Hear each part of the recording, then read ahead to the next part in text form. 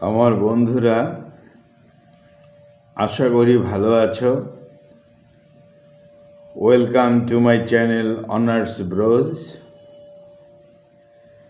আজকে আমাদের আলোচ্য বিষয় একটি নাটক। নাটকের নাম মার্চেন্ট অফ ভেনিস।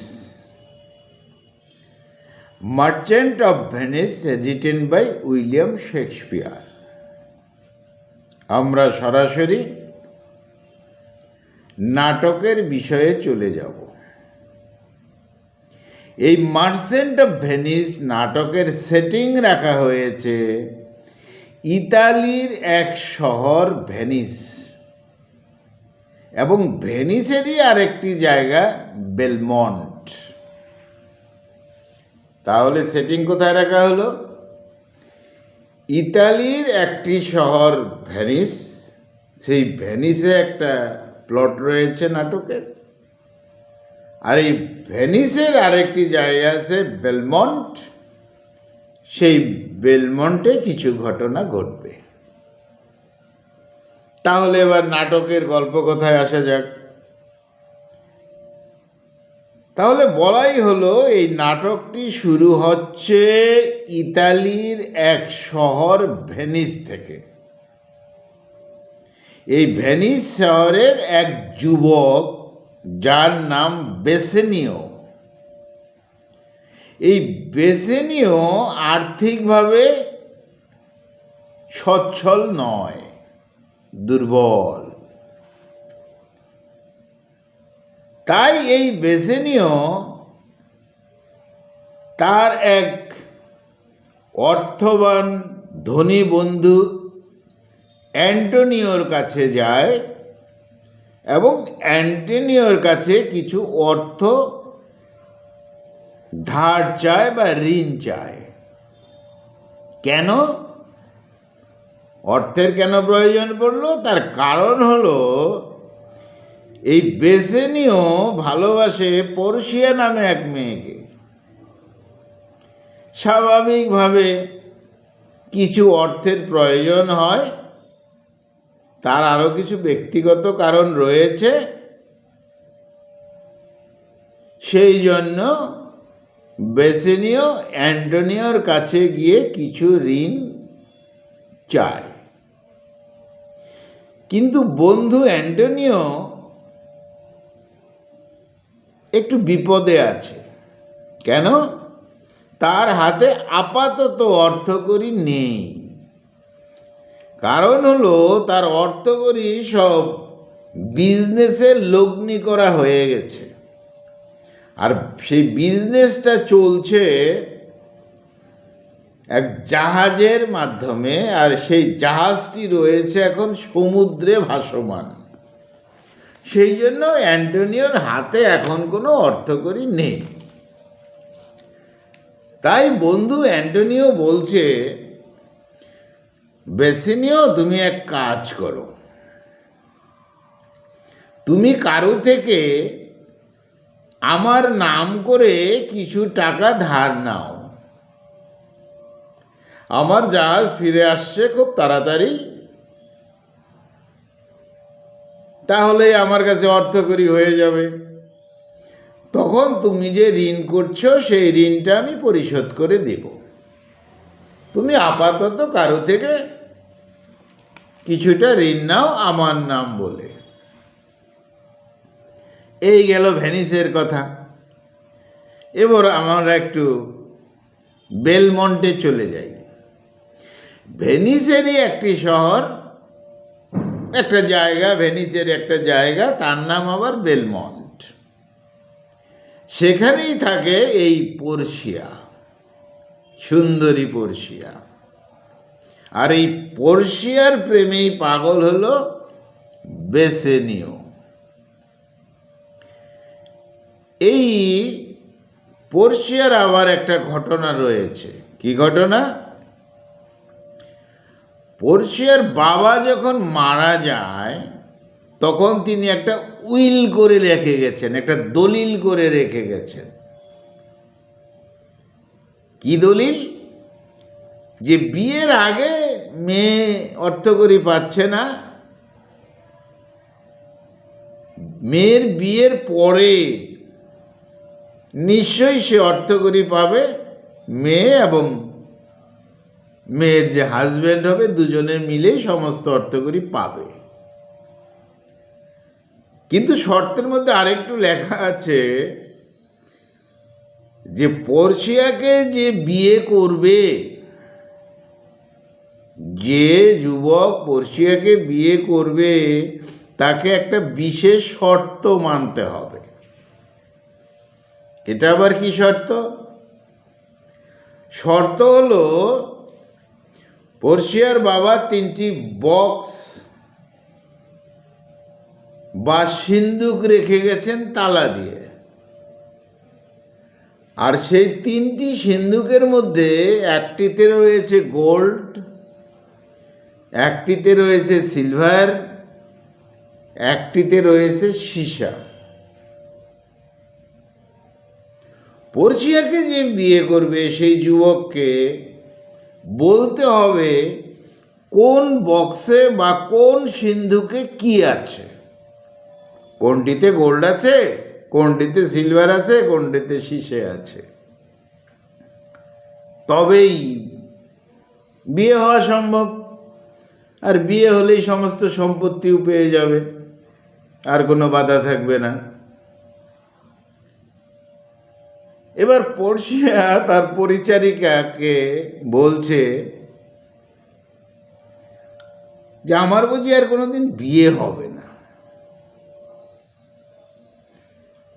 পরিচারিকা নেরিসাকে বলছে, নেরিসা আমার বুঝি আর কোনোদিন বিয়ে হবে না, কারণ কোনো যুবক এসে বলতেও পারবে না কোন বক্সে কি আছে, আমার বিয়েও হবে না। এই জন্য পর্ষিয়া একটু হতাশ। এই গেল পর্ষিয়ার কথা, বেলমন্টের কথা। এবার আবার একটু ভেনিস চলে যাচ্ছি। এই বেসেনিও একজন ব্যক্তিকে পেল যার থেকে টাকা ধার করা যাবে। সেই ব্যক্তির নাম শাইলক, বিখ্যাত কুখ্যাত সুদ ব্যবসায়ী শাইলক চরিত্র। সাহিত্য জগতে একটা বিশেষ নাম, বিশেষ ক্যারেক্টার এই শাইলক। মানি লন্ডারিংয়ের বিজনেস, তার সুদের বিজনেস। বেসিনিওকে 3000 ডিউকেট দিতে রাজি হলো। ঠিক আছে, তোমার দরকার, তোমাকে 3000 ডিউকেট দেব, কিন্তু সুদ যথেষ্ট যথেষ্ট চড়া সুদ। এমন সময় সেখানে অ্যান্টোনিও আসে, অর্থবান বন্ধু অ্যান্টোনিও আসে। অ্যান্টনি বলছে, এতটা ভারী সুদ দিতে হবে? এই যে দিনে দুপুরে ডাকাতি, শাইলক, তোমার লজ্জা থাকা উচিত। এই নিয়ে দুজনে ঝগড়া, তুমুল ঝগড়া হচ্ছে। কার সাথে? অ্যান্টোনিও আর শাইলকের সাথে। অ্যান্টোনিও অর্থবান, শাইলকেরও যথেষ্ট অর্থ আছে। ঝগড়াটাও বেশ জোরালোই হচ্ছে। যাই হোক, তখন শাইলক বলছে, আচ্ছা ঠিক আছে ঠিক আছে, শোনো, আমার সুদ লাগবে না, যাও, আমার সুদ লাগবে না, আমি কথা দিয়েছি আমার সুদ লাগবে না, কিন্তু কিন্তু 3 মাসের জন্য আমি অর্থ দিচ্ছি। এই 3 মাসের থেকে একদিন অপেক্ষা করা যাবে না। যেদিন 3 মাস শেষ হবে সেই দিনই কিন্তু টাকা পরিশোধ করতে হবে। একদম একজ্যাক্ট 3 মাসের শেষ দিন টাকা দিতে হবে। আর যদি না পারাও টাকা দিতে, তাহলে অ্যান্টোনিও, তোমার শরীর থেকে 1 পাউন্ড মাংস কেটে নিব। আমার ইচ্ছা, শরীরের যেখান থেকে আমার ইচ্ছা হবে আমি সেখান থেকে কেটে নেব। এর নাম হলো নিষ্ঠুর শাইলক। কি হলো তাহলে? 3 মাসের মধ্যে টাকা দিবে, বেসিনিয়র টাকা দিবে অ্যান্টোনিও তুমি। আর তা যদি না দিতে পারো, পরিশোধ করতে না পারো, অ্যান্টোনিও, আমি তোমার শরীর থেকে 1 পাউন্ড মাংস কিন্তু কেটে নিব। আমার ইচ্ছা, শরীরের যে কোনো অংশ থেকে আমি সে মাংস কেটে নিতে পারি। অ্যান্টোনিও তখন ভাবলো, ঠিক আছে। অ্যান্টোনিও রাজি হয়ে গেল। তার পিছনে কারণ ছিল। কারণ হলো, অ্যান্টোনিওর বিশ্বাস ছিল যে 3 মাসের আগেই তার জাহাজ বন্দরে এসে পৌঁছবে, অতএব সময়ের আগেই শাইলকের টাকা ফেরত দেওয়া যাবে। সেই জন্য অ্যান্টোনিও রাজি হয়ে গেল, ঠিক আছে, যদি 3 মাসের মধ্যে টাকা দিতে না পারি, তাহলে আমার শরীর থেকে তুমি 1 পাউন্ড মাংস কেটে নেবে। আর এদিকে আবার বেলমন্টে চলে যাচ্ছি। বেলমন্টে নতুন নতুন যুবক আসছে পর্সিয়াকে দেখতে, ভালো কথা। কিন্তু যখনই সিন্দুকের ব্যাপারে আসে, কোনটা সঠিক সিন্দুক, অর্থাৎ কোনটায় গোল্ড, কোনটায় সিলভার ইত্যাদি, সেটা চিহ্নিত করার সময় আর সম্ভব হচ্ছে না, পারছে না, ফেইলিওর। তখন তারা ভগ্ন হৃদয়ে বাড়ি ফিরে যাচ্ছে। এরকম একজন এসেছে, Prince of Morocco. A Prince বাবু তো এসে খুব গম্ভীরভাবে আসলেন, পর্সিয়াকে পছন্দ হলো, বিয়ে করবে। কিন্তু সিন্ধুকের বা বক্সের বিষয়ে যখন আসা গেল, সেখানে গিয়ে ফেইলিওর। আবার চলে যাই ভেনিসে। এই যে বেসিনিও যে শাইলকের থেকে টাকা ধার নিয়েছে 3000 ডিউক, এই বেসিনিওর এক বন্ধু ছিল, তার নাম হলো লরেঞ্জো। এই লরেঞ্জো আবার ভালোবাসে কাকে? শাইলকের মেয়ে আছে জেসিকা, তাকে। তাইলে বেসিনিও, আমরা আগেই পেয়েছি বেসিনিওকে, অ্যান্টোনিওর বন্ধু, টাকা ধার নিয়েছে শাইলকের থেকে, সে আবার পর্সিয়াকে ভালোবাসে, এটা আমরা পেয়েছি। এই বেসিনিওর এক বন্ধু, তার নাম হলো লরেঞ্জো। লরেঞ্জো কাকে ভালোবাসে? ওই যে সুদখোর শাইলক, তার মেয়ে জেসিকাকে। ভালো কথা। এক রাতে শাইলক বাড়ি নেই, তার মেয়ে জেসিকা বাবার অনেক অর্থ করে চুরি করে বয়ফ্রেন্ড লরেঞ্জোর সাথে পালিয়ে যায়। অর্থাৎ কোথায় যায়? বেসিনিওর কাছে চলে যায়। যাই হোক, বেসিনিওর সাথে লরেঞ্জো, জেসিকা বেলমন্টে আসে, বেশ ভালো কথা। এবার এই বেলমন্টে আবার আরেকজন প্রিন্স এসে গেছে পর্সিয়াকে দেখতে, প্রিন্স অফ এরাগন।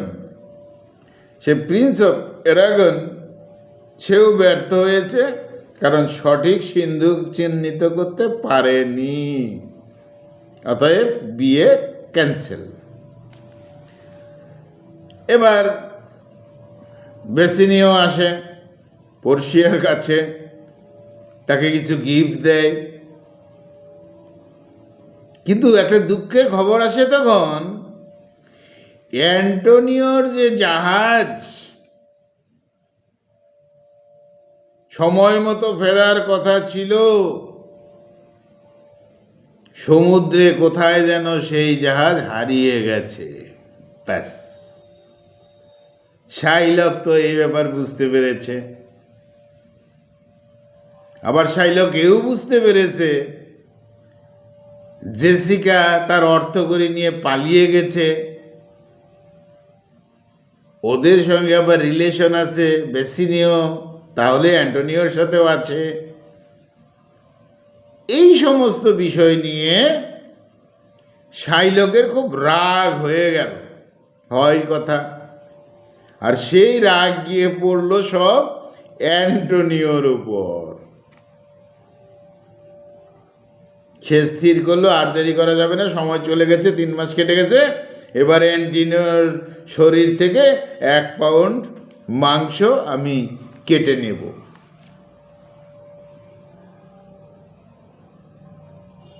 কারণ শাইলক তো 3 মাস সময় দিয়েছিল বেসিনিও অ্যান্টোনিওকে, সে তো চলে যাচ্ছে, এই তো চলে যাবে।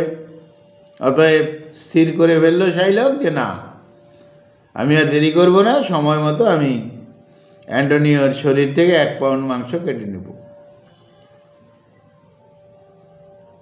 এদিকে পোর্সিয়া বেসিনিও তো বেলমন্টে রয়েছে, সময় কাটাচ্ছে, প্রেম বিনিময় চলছে, আনন্দেই আছে। তাদেরও বিয়ের ক্ষেত্রে বড় সমস্যা, যদি সঠিক সিন্দুক চিহ্নিত করতে না পারে, এই নিয়ে দুজনে চিন্তাও করছে। কিন্তু মজার বিষয় হলো বেসিনিও কিন্তু সঠিক সিন্দুকগুলো চিহ্নিত করতে পারল। পোর্সিয়া তখন কি করলো, একটা রিং দিল। কাকে? বেসিনিওকে, ম্যারেজ এগ্রিমেন্টের জন্য, এই নাও। আর পোর্সিয়া বলল কোনোদিন এই রিং নিজের থেকে দূরে রাখবে না। পোর্সিয়া বেসিনিওকে বলল তুমি তো সিন্দুক চিহ্নিত করতে পেরেছ, তুমি শর্ত পূরণ করতে পেরেছ, এবার তোমার সাথে আমার বিয়ে হবে, খুব আনন্দের কথা, খুব ভালো কথা। এই না একটা রিং ম্যারেজ এগ্রিমেন্টের জন্য, কিন্তু এই রিংটা কোনো দিন যেন হারিয়েও যায় না আর এবং কাউকে দেওয়াও যাবে না।